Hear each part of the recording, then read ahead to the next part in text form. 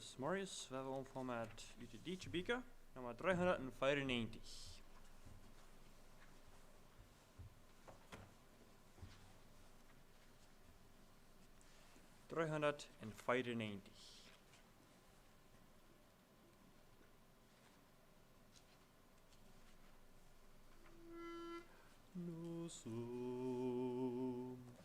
Belebe, Herr, dein Werk und zeige deine Macht.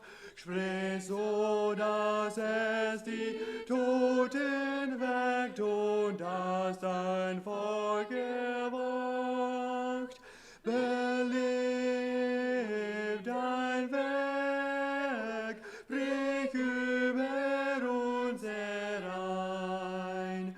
Dann wird die Ehre dein, o Herr, der Segen unser sein. Belebe, Herr, dein Werk, zerstör des Todes Ruhm, was arme Luschen Wache angießt, neue soll dazu. Belebe dein Werk, brich über uns herein, dann wird die Ehre dein, o Herr, der Segen unser sein. Belebe, Herr, dein Werk, erhöhe den Namen dein, entflamme durch den Heiligen Geist in uns die Liebe rein. Belebe dein Werk, brich über uns herein, dann wird die Ehre dein, o Herr, der Segen unser sein. Maar 509.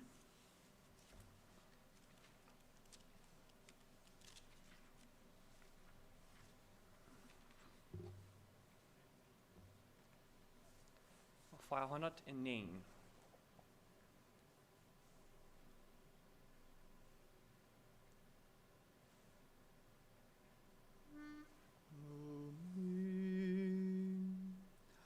Auf zum Weg, wir sind Knechte des Herrn, geht der Meister voran, fort der Knecht froh und gern.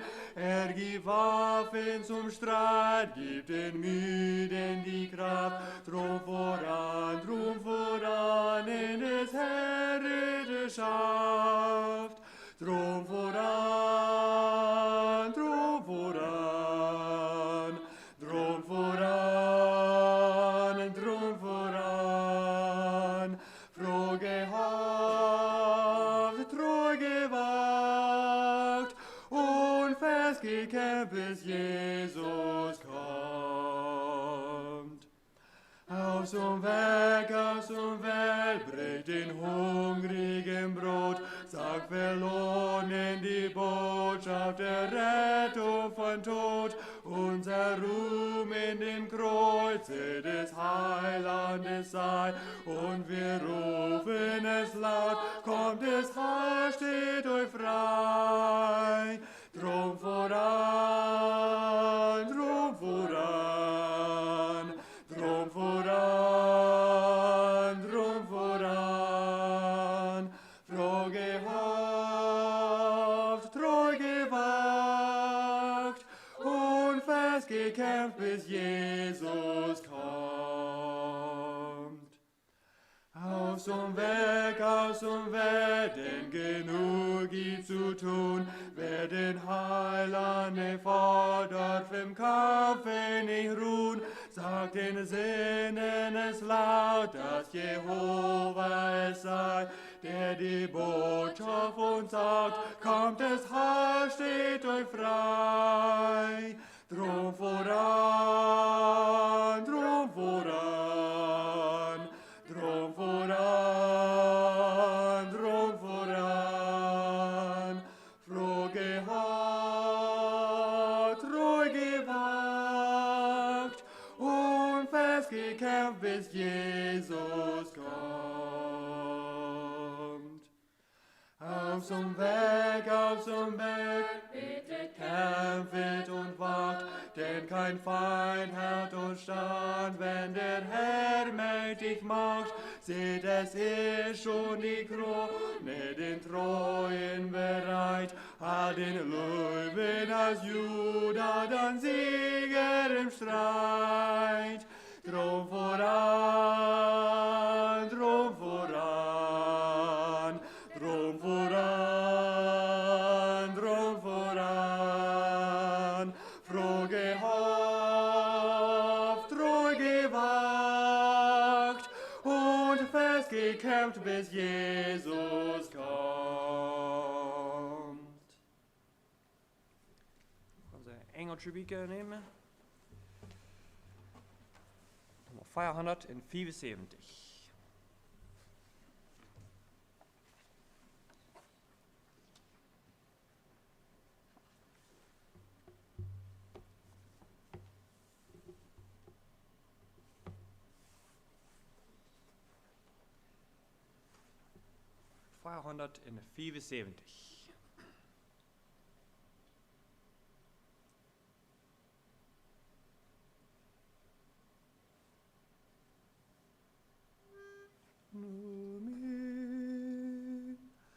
God hath not promised skies always blue, flowers strewn pathways all our lives through. God hath not promised sun with a rain, joy without sorrow, peace without pain. But God hath promised strength for the day, rest for the labor, light for the way, grace for the trials, help from above, unfailing sympathy, undying love. God hath not promised we shall not know toil and temptation, trouble and woe. He hath not told us we shall not bear many a burden, many a care. But God hath promised strength for the day, rest for the labor, light for the way, grace for the trials, help from above, unfailing sympathy, undying love. God hath not promised smooth roads and wide, swift, easy travel, needing no guide. Never a mountain rocky and steep, never a river turbid and deep. But God hath promised strength for the day, rest for the labor, light for the way, grace for the trials, help from above, unfailing sympathy, undying love.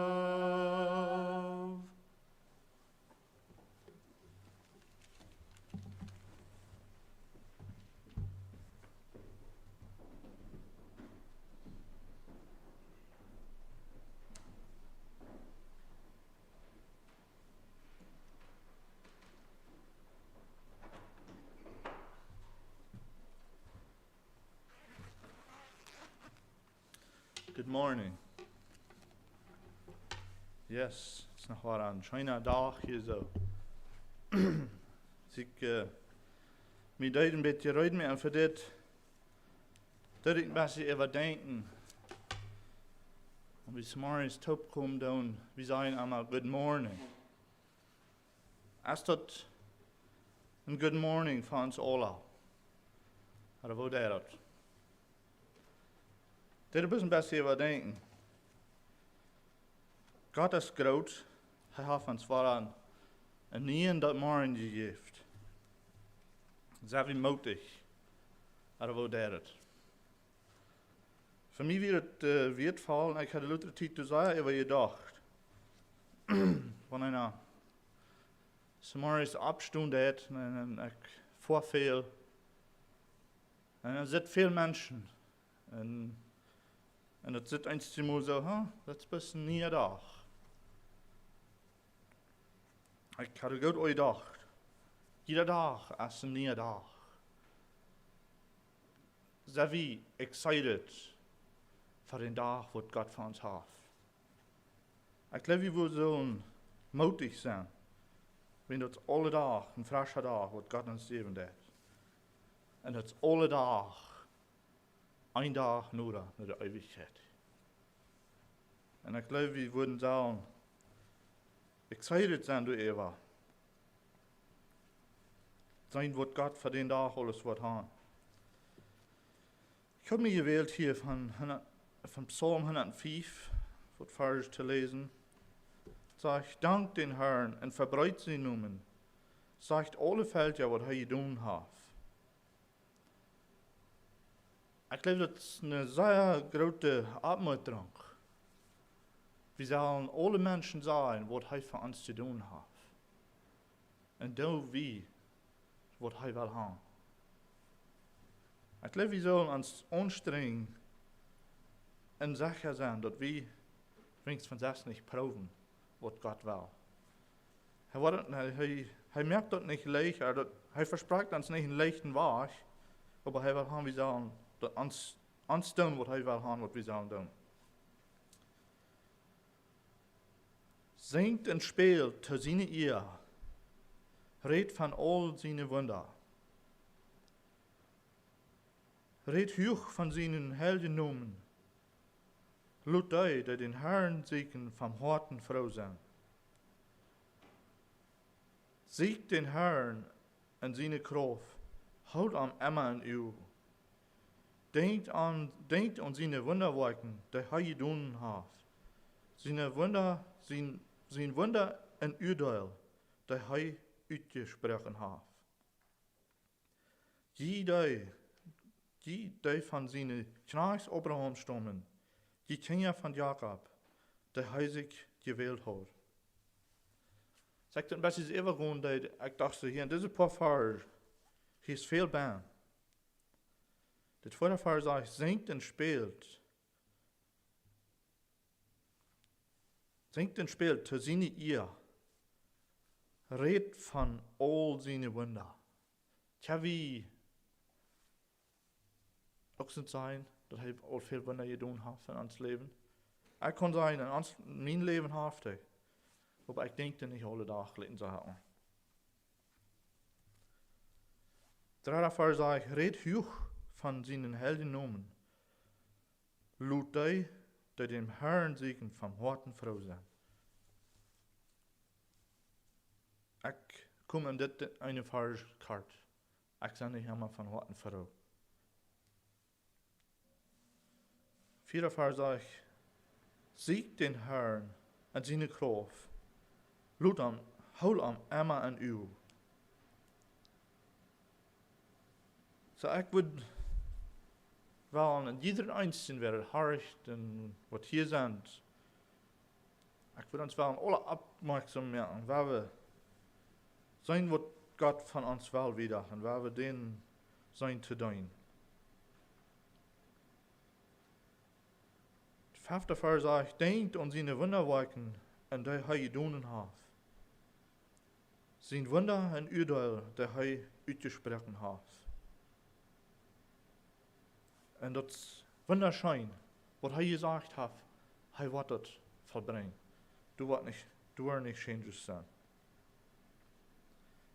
So, het is niet helemaal leeg in ons leven, maar ik geloof we zullen dan doen we nog zijn wat we kunnen doen. Om alle baas te proberen en promotig te zijn. Ik heb hier nog eenmaal een paar vers en van Jacobus 5, vers 7 en 8 zegt, Brüder, blijf geduldig, wat de Heer komt. Zijt moe en buur, luurt nu zijn schijne arend. Hij moet aber geduldig luren, wat hij den verjaarsgereden en den hoofdsgereden die gereden heeft. Blijf geduldig en merk je harten sterk, bis Jezus wat bald komt. Hij heeft ons niet versprochen, dat het wordt bloß leeg zijn. Maar het zegt, de 7e vers zegt, Brüder, blijf geduldig, wat ons Herrn komt. Zijt moe, ein Buur luurt nu zijn schijne arend. Hij moet aber geduldig luren, wat hij de verjaarsgereden en den hoofdsgereden die gereden heeft. So we kunnen zeggen, ons verjaarsgereden is vielleicht al gekomen. So, ik dacht zo, dat we een schijne vers worden hier weer. Nu waar we geduldig blijven en proeven den Herrn te doen, wat de hoofdsgereden komt.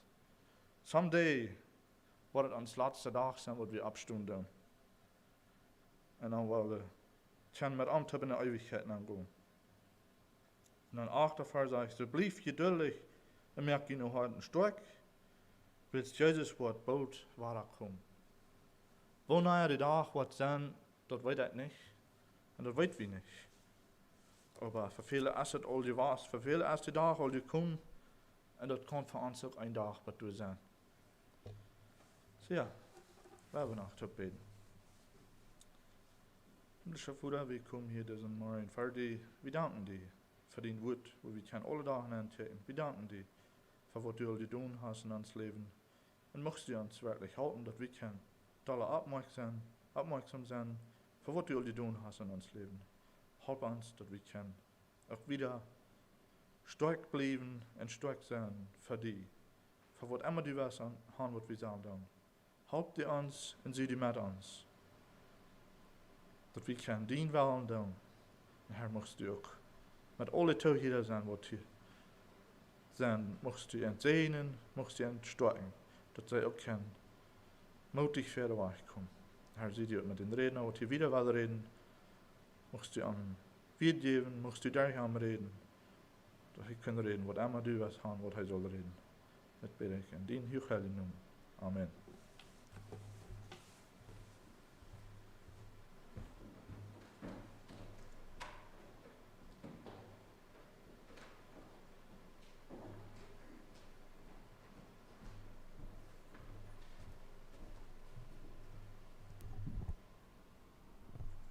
Good morning.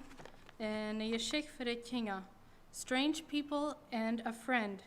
Jebby held tightly to Daddy's hand. She heard the water lap against the dock where the huge hospital ship floated in the water.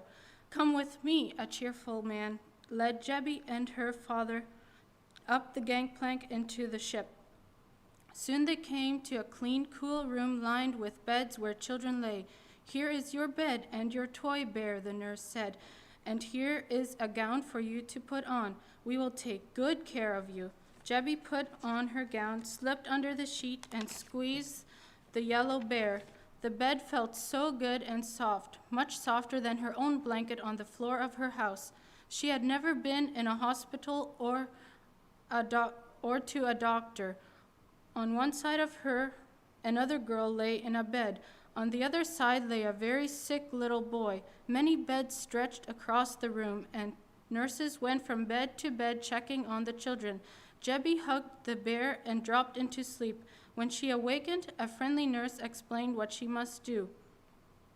We will not try to hurt you very much, and we will give something to help you.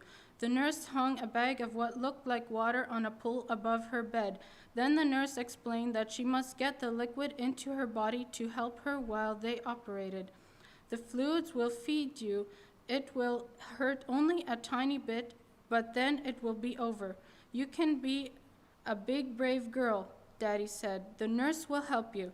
Jebby held her bear tightly, and the nurse worked so quickly that the needle did not hurt very much. What a brave girl, the nurse said. See the drips coming down the tube into your arm? The nurse patted her shoulder and smiled. Jebby tried to smile, but the tumor blocked the smile. When the people came to take her to surgery, Jebby looked up into the faces of many doctors and nurses. They smiled at her, and then they prayed to God that he would help the doctors as they worked on Jebby. They asked God to make Jebby well and happy. Again she tried to smile, but she could not. Pretty soon she felt very, very sleepy. When Jebby began to waken from her surgery, kind voices floated above her. Warm hands squeezed her hand. She felt very sleepy, but at last she opened her eyes. Daddy whispered, "The tumor is gone." Really? She could not talk, but Daddy smiled so brightly it must be true. She lifted her hand to her mouth. It was gone. The nurse handed her a mirror. Jebby stared into the glass. No awful tumor. Jebby started to smile, but her mouth hurt. She stopped the smile, but looked and looked at her happy face. Her heart felt so happy. She laid the mirror down and squeezed Daddy's hand. The nurse put her toy bear into her arms, and she held it tightly and went to sleep for a long time. For some days, Jebby rested and healed. She talked to the other boys and girls. Sometimes the nurses took Jebby and other children out into the sunshine. They could look out into the ocean and see other boats far away. Sometimes the nurses told stories about a kind, gentle man called Jesus. He came from heaven to show love to people and show them how to go to his home. Someday, Jesus cared for children and grown-ups.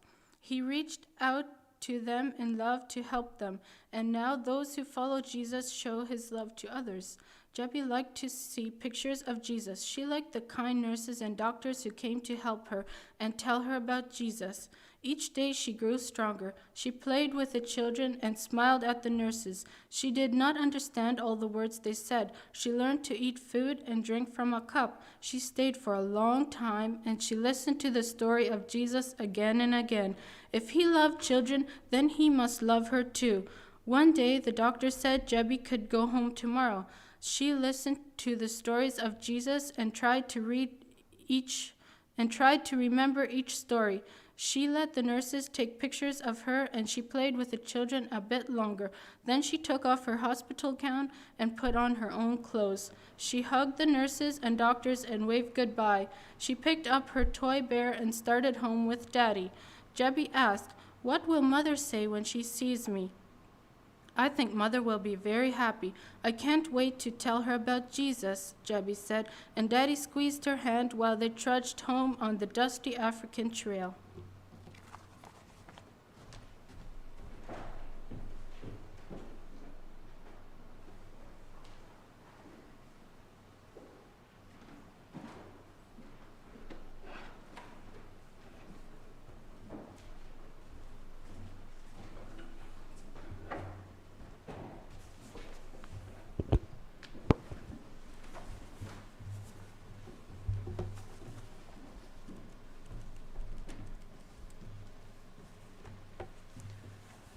Nummer 565 in Engelse beaker.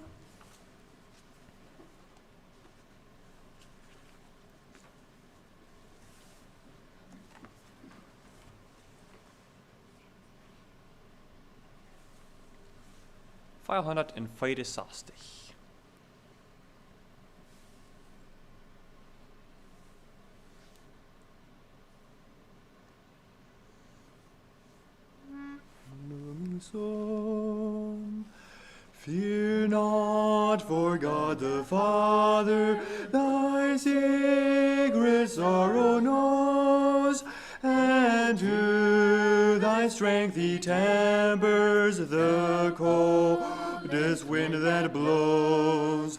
Then trust him in shine and shade, trust him, be not afraid.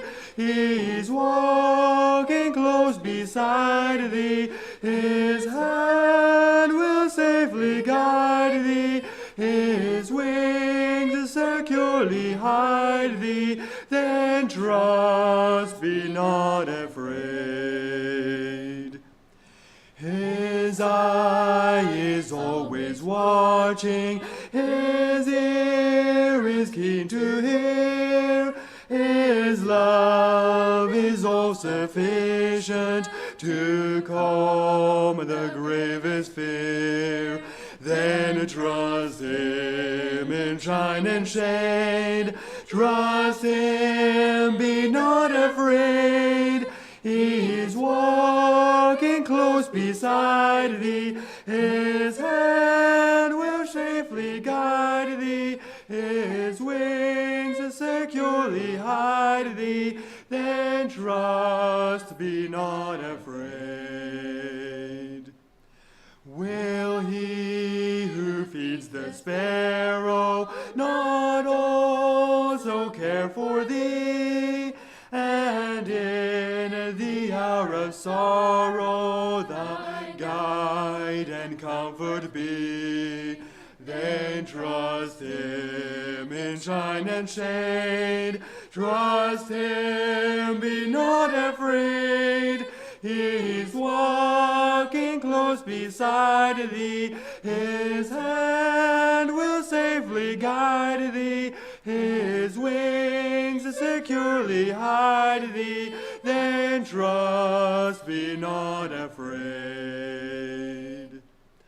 I never will forsake thee, blessed promise from his word. Take heart and cease repining, believe on Christ the Lord.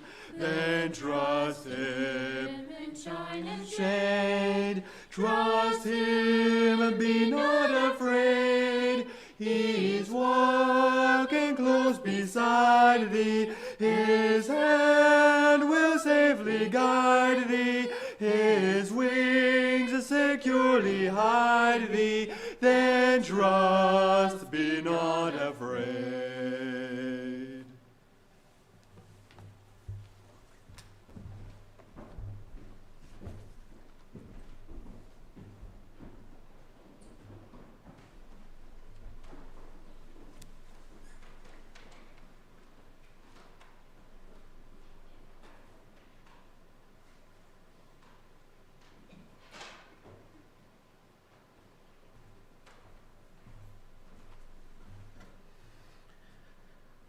The peace of the Lord be with you. God heeft ons een nieuwe dag gegeven. En hier we wie toestaan hebben dan een dan het schichtje wetter snij geeft, wat dat maakt zo fijn, rein en heilig loten. Macht het in onze hart ook zo fijn, rein en klar zijn als de zonneschijn wordt op een klare snij napdacht. Psalm 15 is een psalm wat David geschreven heeft. En de eerste vers heeft een paar vrouwen en de andere vers dat zijn de antwoorden voor de eerste vers. Psalm 15. Lord, who shall abide in thy tabernacle? Who shall dwell in thy holy hill? He that walketh uprightly, and worketh righteousness, and speaketh the truth in his heart, he that backbiteth not with his tongue, nor doeth evil to his neighbor, nor taketh up a reproach against his neighbor, in whose eyes a vile person is contemned, but he honoureth them that fear the Lord. He that sweareth to his own hurt, and changeth not, he that putteth not out his money to usury, nor taketh reward against the innocent. He that doeth these things shall never be moved. Zo'n vrouw werden wat bestonen voor God, voor zijn hitte en zo wieder. En de antwoord is, werden wat oprechtig zijn, werden wat wirklich van harte de waarheid reden, en wat zo doen, dat God er niet wat kennen, God er niet wat een gruil aan ha. Wer dort wat staat doen, die wat bestonen voor God. Ik kreeg vandaag aanleiding te reden van live.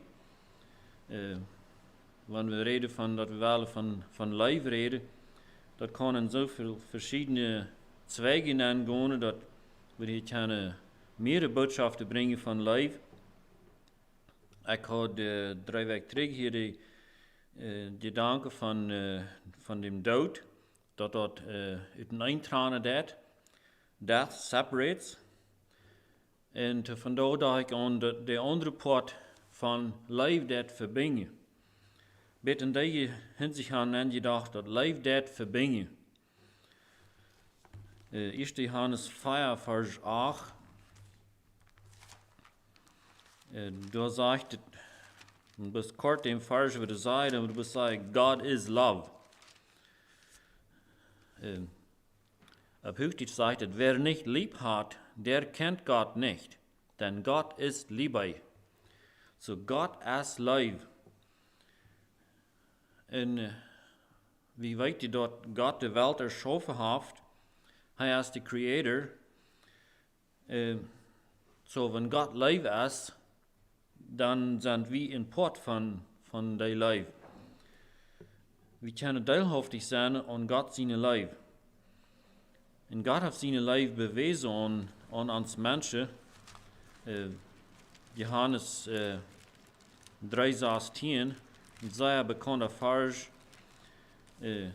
Da sagt es, For God so loved the world, that he gave his only begotten Son, that whosoever believeth in him should not perish, but have everlasting life.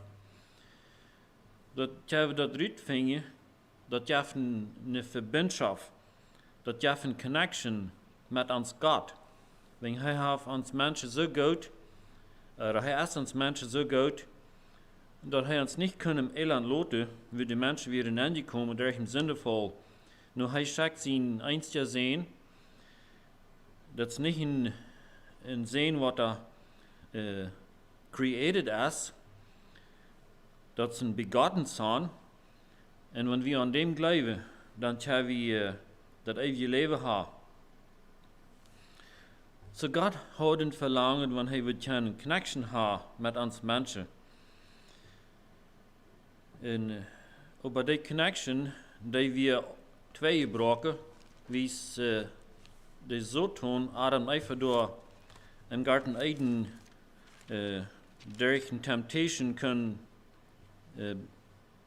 teilrode Gott ungehorsam zu sein. Dann braucht diese Connection zwei. Fingen wir in Genesis chapter 3, wo Adam einfach door im Garten Eden weer.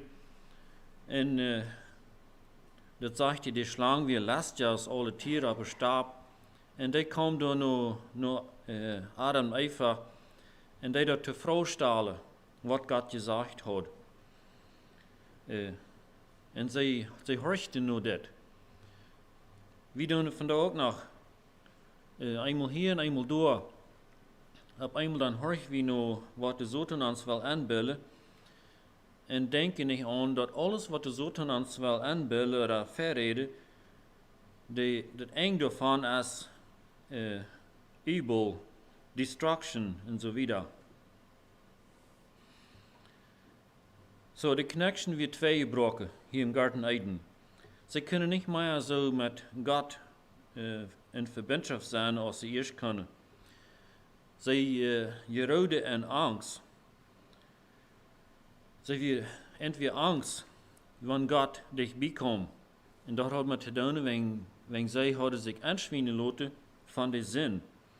God kan zin niet dulden. Zijn leven is heilig, dat is rein.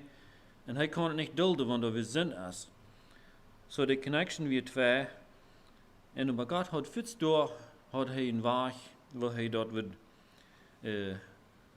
in de toekomst nog waarachtig maken, dat we mensen waren met hem kunnen connecten. De 15e vers is een part van de gedanken. And I will put enmity between thee and the woman, and between thy seed and her seed. It shall bruise thy head, and thou shalt bruise his heel.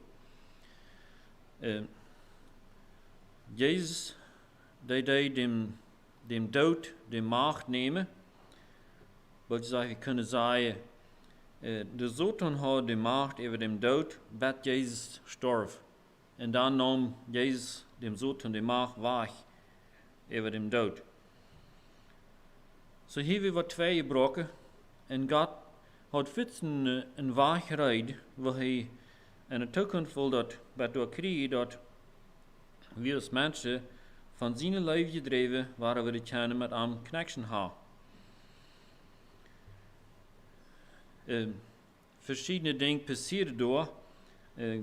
God heeft verschillende mannen gebruikt om zijn wellen weer te doen. Hij heeft Noah gebruikt om wat werken, wat met zijn leven te doen had. De mensen hebben zoveel zin geworden dat God dat niet meer standen kan, zodat hij met alle mensen verdorven. Weer 6 mensen wat er geraad werden. De andere bracht hij alle aan. Wie een teken van dat God zijn leven als heilig, dat is rein. En hij wil met mensen connecten, maar wanneer hij vol zin zijn, dan schaft het niet. En dan ging het weer, en wie is Mozes, wel, zullen we het afpakken. Abraham deed hij uiterwelen, wie hij wil een Gottes volk ontvangen. Dat zal zien, uiterweel het volk zijn. En die vermeerde zich, en nu tussen 400 en 500 jaar, dan kwam Mozes in beeld aan. En door Mozes deed God een verschrift te geven, waar zij nu leven zullen. Die 10 geboden, 10 commandments, kunnen we zeggen als een love letter van God to ons mensen. De eerste 7 geboden, dat vingen we in 2 Mose 20. De eerste 7 geboden heeft met te doen dat we God zullen goed zijn. We zullen hem ondertjaning geven en hem alleen dienen. Geen andere gaten ha, we zullen hem aanbeden en hem hoog achten. Want hij is een God wat er niet zin standen kan. Hij is vol barmhartigheid, hij is vol lief en vol vrede. En hij wordt belonen, zoals we hem geen even onze leven bewijzen doen. En dan wij zijn er mij, we zullen God zijn naam niet misbruiken. We zullen dan denken dat we niet ongestraft blijven, wanneer we God zijn naam worden misbruiken. En hier redt van de Ruhetag, waar we zullen 6 dagen schaffen en onze dingen beschikken. God houdt door een uurzaak ver, dat de 6 dagen zal hij schaffen worden en aan de 7e dag zal een Ruhetag zijn. Zijn leven weer zo volkomen, hij kan het zijn, wie mensen worden niet in familie zijn, bloos dag voor dag beschaffen ohne een Ruhetag. Zo hij deed het zo erschaffen dat we alle 7e dag zullen een Ruhetag hebben. En dan wieder redet van dat we zullen onze mama en papa eren. We wat een blessing op zijn. We zullen niet anderen dood maken. We zullen niet de eigen gebruiken. We zullen niet stelen. We zullen niet wat falsche reden van ons nächsten. En we zullen niet ons gelasten dem nächsten zijn zaken in eeuwig. So dat kunnen we alle zeggen, dat heeft met God zijn leven te doen. Onze mama en papa eren, dat heeft met leven te doen. En de nächsten niet doodmaken, heeft ook met te doen. We kunnen niet een nächsten doodmaken, wanneer we de volle leven te dem hebben. En de echtgebruik als de staat en de stelen, dem nächsten wegnemen, kunnen we niet, wanneer we vollends in de leven zijn. De leven wordt het niet toelaten. En dan als het lang gaan, kunnen we zeggen, dat is een love letter van God. Waar hij ons instructions geeft en te leven en te connecten. 1. Johannes 3. Da redet noch mehr von Gott seine Leib. 1. Johannes 3, de eerste 3 vers. Behold, what manner of love the Father hath bestowed upon us, that we should be called the sons of God. Therefore the world knoweth us not, because it knew him not. Beloved, now are we the sons of God, and it doth not yet appear what we shall be, but we know that when he shall appear, we shall be like him, for we shall see him as he is. And every man that hath this hope in him purifieth himself, even as he is pure. Hier redet al van dat wat ik eerst met gedanken even had. God zijn lijf als rein, der is heilig. En hier redet van zijn lijf als God ons bewezen heeft, dat we kunnen zijn dingen zijn. En we kunnen niet zijn dingen zijn, wanneer we in zin leven. Dat kan God niet standen. We zullen in heiligheid en gerechtigheid leven. This is the derde vers zegt, and every man that hath this hope in him purifieth himself, even as he is pure. We doen ons reintje, zoals God ook rein is. Ik moest dan aan denken aan verschillende dingen in ons leven bij de arbeid. Ik doe veel met airtools schaffen.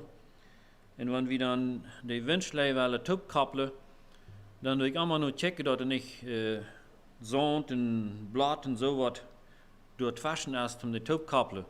Dat de airtools niet worden schwinse wind krijgen. Of wanneer we willen rust maken, plumbing maken, dan doe we sure maken dat het rein is, dat de fijn wordt dicht maken. Of even wanneer we wel electrical draad maken, wanneer de al de schwinse tot waschen is, dan heeft het gleich zo'n solide connection. Of wanneer we wel breder maken met glue, dat schafft nicht, wenn der Sand waschen ist, dann bakt het gleich schät. So, und wir uns reinigen, helden, dann haben wir eine diepere Gemeinschaft haben, einander und mit Gott. So, dass hij gereinigt en geheiligd is, so willen wir ook ons in een leven reinigen en helden. Daarvan vingen we nog some gedanken in Römer 12.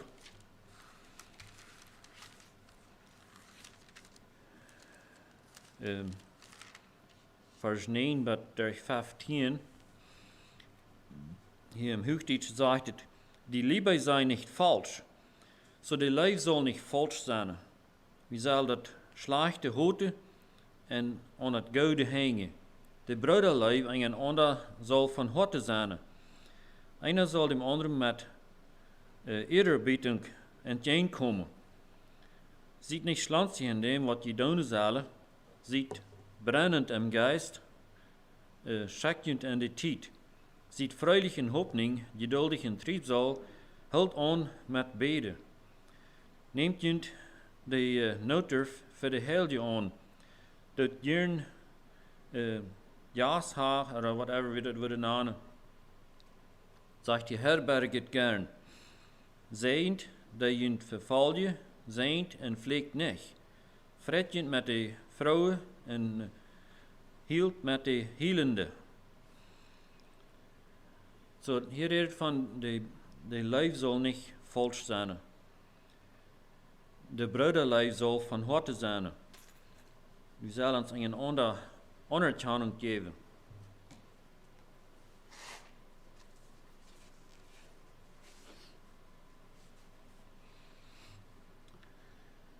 Dat is wat het bruikt om met de nächsten connecten. Dan moet de lijf niet falsch zijn. Dan moet de bruiderlijf van harte komen. En dan kunnen we met ons medmens connecten. Dan kunnen we gemeenschap hebben met ons medmens, dat God het geregeld heeft. Lucas 10. du redet van de Samariter, wat zijn leven en werken bewijzen deed. Hier weer einer, wat Jezus afproeven deed, en vroeg wat hij zal doen, omdat hij het eeuwige leven wil kunnen hebben. Dit weer een schriftgeleerde.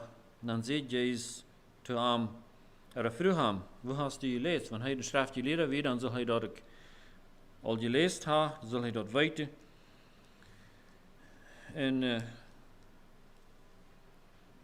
dat hij zegt dan, dat du sollst Gott dienen Herrn leven van ganzem hart, van ganze Seele, van alle Kraft en van den ganzen Gemüt, en die Nächsten ist die selbst. So hij gaf hier een goede antwoord voor de vrouw wat Jezus hem gevraagd had. En dan zei Jezus, du hast recht geantwoord, doe dat, en dan wirst du leven. So hij zal dit plus uitleven, wat hij wist, en dan wordt hij het eeuwige leven hebben. Dus hij wil zich over naar recht voor je, en vraagt dat Jezus, wer is mijn Nächster? Toen deze vrouw beantwoordde, vertelt Jezus door een Geschichte. Er was een man die ging van Jeruzalem rauf naar Jericho en val aan de Mörder. Die trok hem uit en sloeg hem en ging ervan en liet hem hoofddood liggen. En ongeveer daar flanks des streek kwam een priester en wie zei hem, verwonder man, der zag, ging hij voorbij. En denk je aan ons nober Goudzane. Hoeveel lijf had des priester voor das hoofddoodje man daar bezide rood? En ze staat ook in Levit. Wie staat daar wat er steht, kom en hem daar zag, ging hij aan de andere zijde voorbij. Een Samariter aber, der reist en kwam daaraan en wie zij hem zag, kon zij, had hij lief voor dem. Hij zegt het jammer aan dat var dem. En ging nu aan, verband hem zijn wonden, en gaat door uil en wien aan, en hielp hem op zijn ezel, en vierde hem in de nächste herberge, en deed hem daar bezorgen. Lief, dat ons aandienen, en gaat het werk voor ons medmens te doen. Wenn wir wirklich Gott seine Liebe in uns Hart haben, dann wird uns das anreizen, dem Nächsten in Dienst zu tun. Und das hat der Samariter hier getan. Was Fakten sagt, der barmherzige Samariter. Und wir können auch sagen, der Samariter, was er voll Leib war. Er hat eine Leib für das arme Mann, was er so verwundet war. Das gab eine Connection. Wenn ich mich dann mit so anlot, das verwundert man, der wat eine Hochschatzung gehabt gegen den Samariter. Der wat eine Connection gegeben, der wat mit Lass Gemeinschaft gehabt einander. 1. Johannes 3 nach zum Vers. Vers 13 bis 18. Verwundert je nicht, meine Brüder, wenn jünt die Welt heute dat, wie weet je dat wir uit dem Dood en het Leben gekommen sind, wenn wir leben de Brüder. Wer den Bruder nicht leeft, der bleibt im Dood. Wer zijn Bruder heute dat, der ist ein Mörder. En je weet je dat een Mörder heeft nicht dat eeuwige Leben bij hem blijvend. Daarom hebben we erkend, der Leib, dat hij zijn leven voor ons geloten heeft. En wie zal ook dat leven voor de Brüder loten?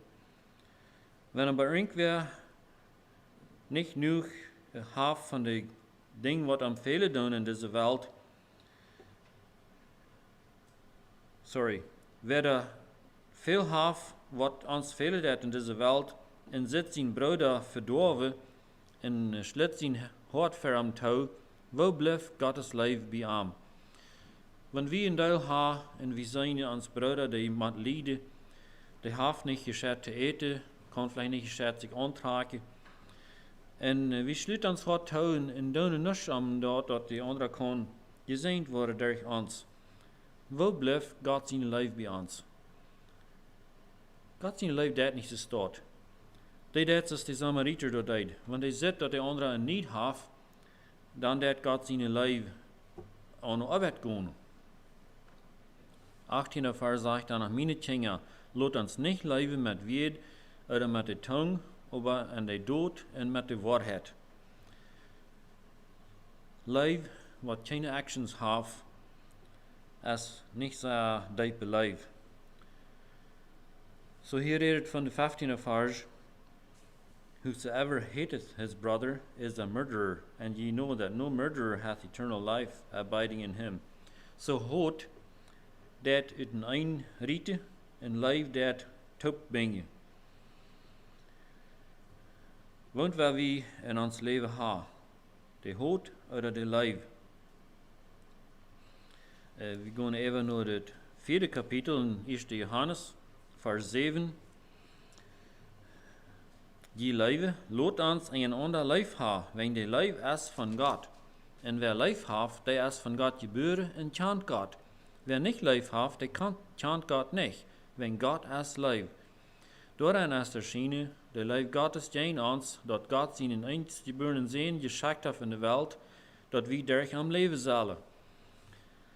Dat wird God zijn Seen schicken deed, dat wie durch am willen leven kunnen. En dat we zijn lijf. Hij had ons mensen daarop erschaffen dat hij wil een ongoing relationship hebben met ons. Hij wil een gemeenschap hebben met ons, wat er wordt steeds werden blijven. En zoals we hier houden, die zin, die komt uit fashion, dat het twee breken deed. En dan had God een andere weg. Hij schickt zijn einstgeborene Seen in de wereld, dat we durch am ware kunnen de gemeenschap hebben. Hier vers 10, door een stedt geleefd, niet dat we God geleefd hebben, maar dat hij ons geleefd heeft en geschickt zijn Seen tot de verzoening voor onze zonde. Die leven heeft ons God zo gegleicht, zodat we ons geen ander leef hebben. Keiner heeft jemals God gezien. Wenn wir uns in een ander goed zijn, so blijft God in ons en zijn leven is veilig in ons. Daarom erkennen we dat we in hem blijven en hij in ons. Dat hij ons van zijn geest gegeven heeft. En we hebben gezien en zeggen dat de Vader den Seen geschickt heeft als een heiland voor de wereld. Wenn u bekent dat Jezus Gottes Seen is, en dem blijft God en hij in God. En wie hebben erkend en geloofd de leven die God to ons heeft. God is leven, en wer in de leven blijft, die blijft in God en God in hem. Daarin is de leven veilig bij ons, dat we een vredigheid hebben om dag van het gerecht. Wenn Christus hij is, so zijn ook we in deze wereld. Vorig is niet in de leven, wenn de velje leven drift de vorig uit. Wenn de vorig heeft, wedo, wer zich aber fürchtet, der ist nicht veilig in der Leib. Lot uns am Leibe, wenn hij uns erst geleefd. Wenn irgendwer sagt, ich leib Gott, en dreigt Hut gegen sein Bruder, der ist ein Leiner. Wenn wer sein Bruder nicht gleicht, dem hij sieht, wo kann hij Gott leiben, den hij nicht sieht? In dit Gebot haben wir von ihm, dort, wer Gott leeft, dat hij ook zijn Bruder leeft. So dat soll in Haan en Krieg action zijn, live erlangen en live wiederreken.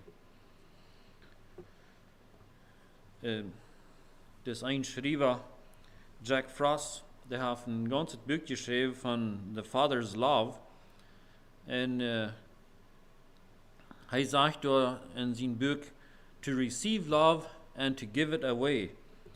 Wanneer we alle meer live beleven in ons leven, dan moeten we ons even dat we meer weggeven. Je meer live we weggeven, je meer wat we terug aankrijgen. So, wanneer we alle in dat live beleven in ons leven, dan moeten we live even.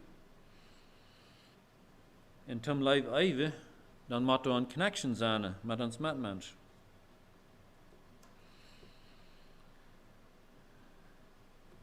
So God leeft ons eerst, voor we am leven kunnen. Eerst had ik den vers van dat God zijn Seen geschickt heeft. We wonderen vielleicht manchmal, wieso dat so lang gedauert heeft, bis Gott zijn Seen nochmal schicken deed. wanneer ganz van Anfang in Garten Eden al die zin passiert weer, dat het zo lang duurt, dat God zijn leven als door Jezus Christus veilig doorgegeven tot de mensen. Maar als eerst al zei, God had dat ding wat dan eerst moest passeren, dat de tijd ervalt weer, dat hij zijn checken kan. In Galater 5, vers 5 tot 7, door is wat van dat geschreven. But when the fullness of the time was come, God sent forth his Son, made of a woman, made under the law, to redeem them that were under the law, that we might receive the adoption of sons. And because ye are sons, God hath sent forth the Spirit of his Son into your hearts, crying, Abba, Father. Wherefore thou art no more a servant, but a son, and if a son, then an heir of God through Christ. So wie ze tijd ervalt weer al die dingen weer in ervaring te gaan, wat God gerekend heeft wat er zullen, dan weer de tijd riep, dat hij zijn zin checken kan. Ik wil daar niet weten aangaan, maar wie weet wo Jezus gebeuren weer, dat we wordt door weer dat we een schätzing wat er passieren deed. En doordat weer door veel mensen in Jeruzalem en de area ram wie Jezus geboren wordt. Zodat weer de ding wat er zullen ervallen kunnen, dat het riep wordt, dat God zijn zin checken kan. En waarop checkt God zijn zin? Wel, eind is om ons raden. En het andere is, wat we hier in 1 Johannes 3 nog waren zo'n vers 8 but 13. He that committeth sin is of the devil, for the devil sinneth from the beginning. Besonders het next thing here. For this purpose the Son of God was manifested, that he might destroy the works of the devil. Whosoever is born of God doth not commit sin, for his seed remaineth in him, and he cannot sin, because he is born of God. In this the children of God are manifest, and the children of the devil. Whosoever doeth not righteousness is not of God, neither he that loveth not his brother. So Jezus kwam om dem Satan zijn werk versteren. Satan had al een deel trouble aangericht, ganz van Anfang Welt, dat Jezus kwam. En dat we al voor 500 jaar weer al niet meer profeten geweest, wat er in personal connections hadden met God. En dat weer de tijd riep werd, dat Jezus kan gebeuren worden. En zoals deze versje zei, Jezus die kwam in deze wereld als de Zoon Gottes, omdat hij dem Satan zijn werken wil verstieren.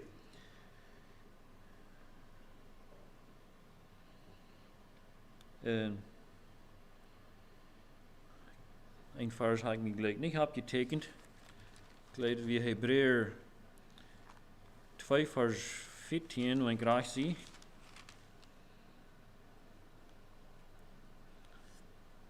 Ja, Hebreeër 2 vers 14.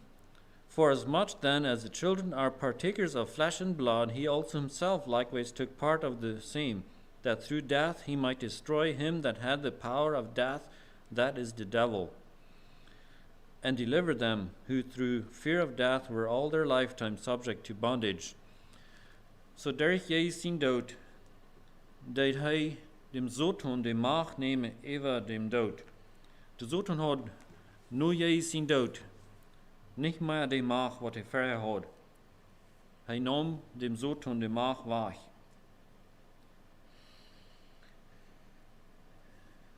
Jezus deed beden voor mij en voor die. Vingen we in Johannes 17 kapitel. En door weer een paar vers wat ik nog ontdek, de laatste 3 vers, wat interessant zijn. Er weet wel zijn, het ganze kapitel waar even te komen, want dat had met een leven te doen wat Jezus te ons had. Hij deed beden voor ons, want hij zo'n grote leven had voor ons. Maar ik dacht, we hier de laatste 3 vers, vers 24 tot 26. Father, I will that they also, whom thou hast given me, be with me where I am, that they may behold my glory, which thou hast given me. For thou lovedst me before the foundations of the world. Hadden we dat gemaakt? God en Jezus, die hadden een blijvende lief, verder wel erschaffen wordt. O righteous Father, the world hath not known thee, but I have known thee, and these have known that thou hast sent me. And I have declared unto them thy name, and will declare it, that the love wherewith thou hast loved me may be in them, and I in them.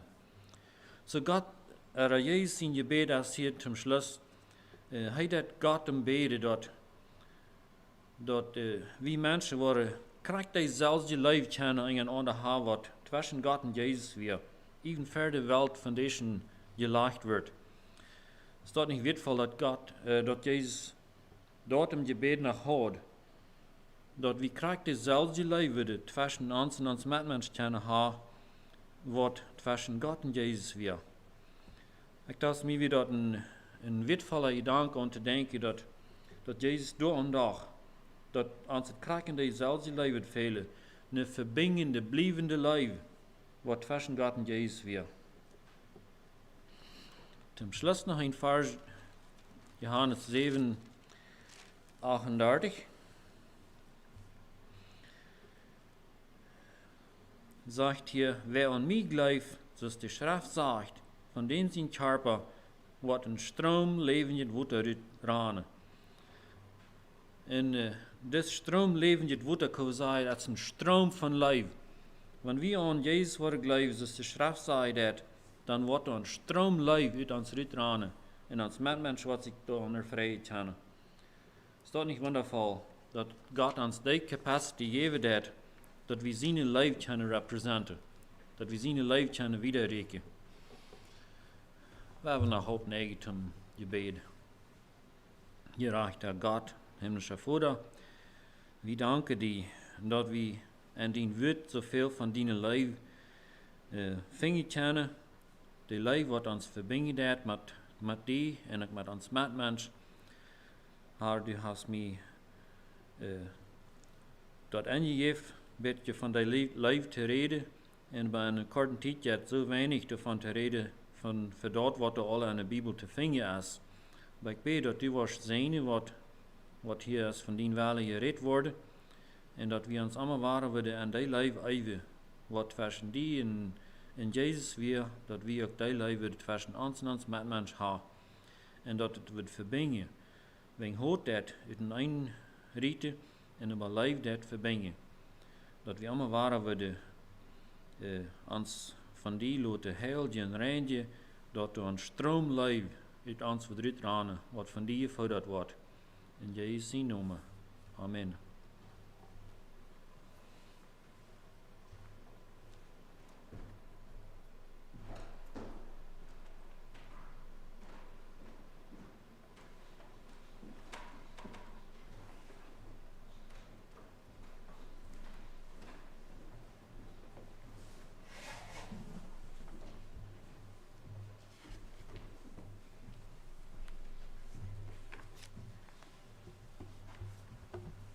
Die Chibika Nummer 54.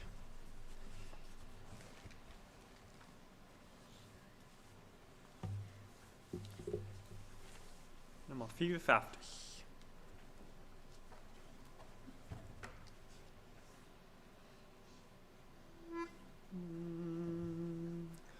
Gott ist die Liebe, lass mich erlösen. Gott ist die Liebe, er liebt ja mich. Drum sag ich noch einmal, Gott ist die Liebe, Gott ist die Liebe, er liebt auch mich.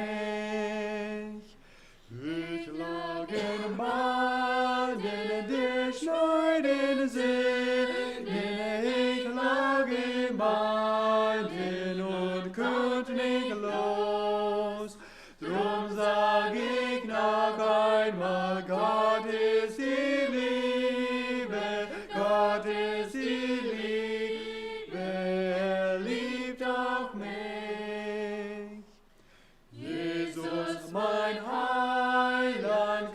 sich zum Opfer. Jesus, mein Heiland, büßt meine Schuld. Drum sag ich noch einmal, Gott ist die Liebe, Gott ist die Liebe, er liebt auch mich. O süße Liebe, du Brunnen des Heiles, o süße Liebe, der Seelen Trost. Drum sag ich noch einmal, Gott ist die Liebe, Gott ist die Liebe, er liebt auch mich. Ich will dich preisen, du ewige Liebe, dich will ich loben, solang ich bin. Drum sag ich noch einmal, Gott ist die Liebe, Gott ist die Liebe, er liebt auch mich.